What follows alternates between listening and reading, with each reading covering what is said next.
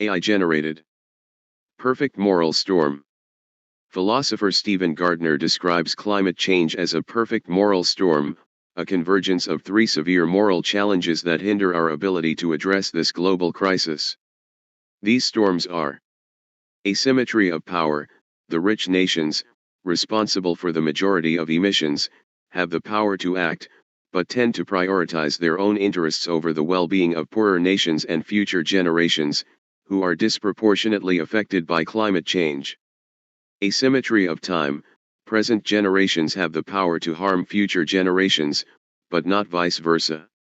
This creates a moral obligation to consider the long-term consequences of our actions, yet our short-term self-interest often prevails. Lack of robust ethical theories.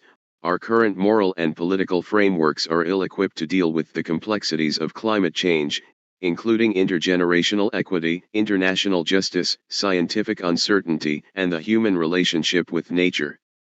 Gardiner argues that these three storms create an ethical tragedy because they facilitate moral corruption, leading us to pass on the costs of climate change to the most vulnerable populations.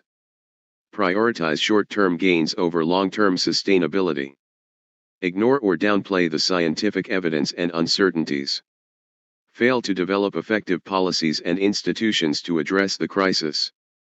The result is a perfect moral storm, where our individual and collective actions are driven by self-interest, ignorance, and a lack of robust ethical guidance, ultimately perpetuating the devastating consequences of climate change.